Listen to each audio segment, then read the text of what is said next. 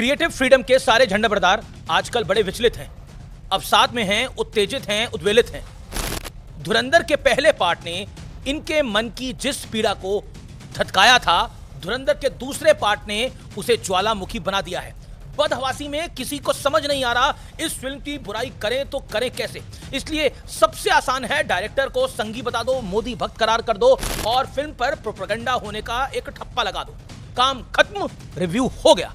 हालांकि धुरंधर ने इस मोटस ऑपरेंडी को ध्वस्त करके रख दिया है। सबके चेहरों पर लगा रंग सच की बारिश में धुलकर बह गया है। पहले ये सुन लीजिए कमीन निकालने वालों के बहाने क्या क्या हैं, बड़े इंटरेस्टिंग है जी। लेकिन हर आदमी को आईएसआई से और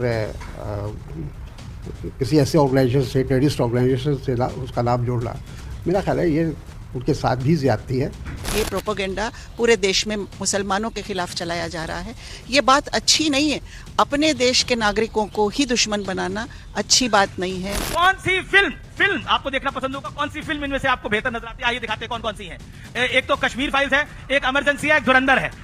एक से एक घटिया प्रोपेगेंडा पिक्चरें। मैं ऐसी वाहियात पिक्चरों पे अपना पैसा काहे खर्चा करूंगी, अपना टाइम काहे खर्चा करूंगी। देखती है वैसे फिल्म देख लेती है? ऐसी सड़ी हुई पिक्चरें अच्छी। माननीय प्रधानमंत्री जी के सलाहकार अपने ऊपर मूवी बनवाते रहते हैं, तब फर्जी लोगों का फर्जीवाड़ा है। भारत का पूरा विपक्ष परेशान क्यों है? क्या इसलिए क्योंकि फिल्म में प्रधानमंत्री नरेंद्र मोदी का एक रियल सीन रखा गया है? लेकिन वो सीन क्यों जरूरी है वो समझिए। 8 नवंबर 2016 रात ठीक 8 बजे प्रधानमंत्री मोदी ने देश में नोटबंदी का ऐलान किया था।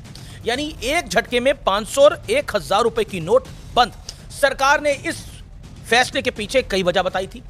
उनमें से एक वजह पाकिस्तान का टेरर नेटवर्क और फेक करेंसी नेक्सस को तोड़ना था। फिल्म में दिखाया गया है कि पाकिस्तान में इस फैसले से हड़कंप मच गया। दाऊद से लेकर आईएसआई और खनानी ब्रदर्स तक सबके पैरों के नीचे से जमीन खिसक गई। क्या इस बात से कोई भी इंकार कर सकता है कि फेक करेंसी के नेटवर्क को नोटबंदी से बड़ा नुकसान हुआ होगा? ये प्रोपेगेंडा कैसे हो सकता है? और भूलिएगा मत, नोटबंदी के 26 दिन बाद जावेद खनानी की एक अनकंस्ट्रक्टेड बिल्डिंग से गिरकर रहस्यमय तरीके से मौत हो गई थी। उसे लोग आत्महत्या भी कहते हैं।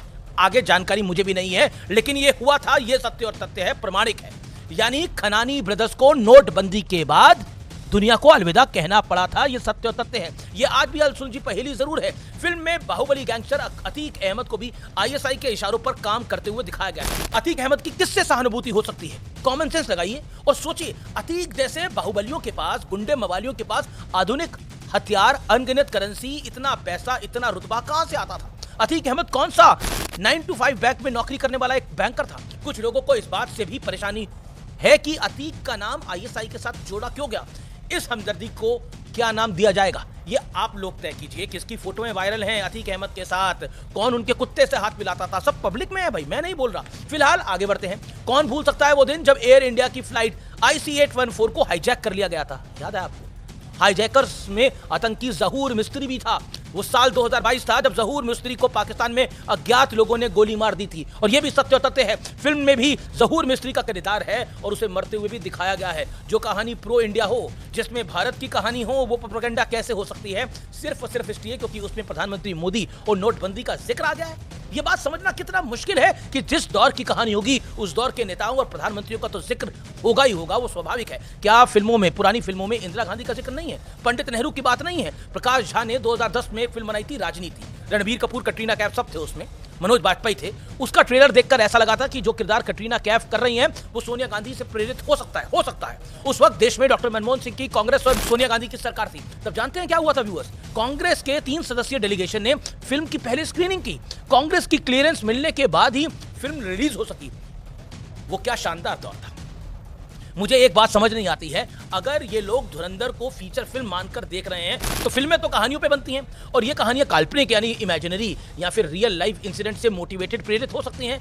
क्या अब देश में कहानियां कहने पर बैन लगा दिया जाए? कांग्रेस और सपाई ये चाहते हैं, लेफ्ट का इकोसिस्टम ये चाहता है, क्योंकि कांग्रेस समेत तमाम विपक्ष को इससे एलर्जी है। और अगर ये लोग इस फिल्म को डॉक्यूमेंट्री मानकर देख रहे हैं तो तथ्यों को दिखाना गलत कैसे हो सकता है? असल में फिल्म का विरोध करने वाले शायद एक प्रिजुडिस के साथ फिल्म देखने जाते हैं। इनका एक सूत्रीय एजेंडा सिर्फ और सिर्फ फिल्म की खामियां निकालने के अलावा और कुछ नहीं होता।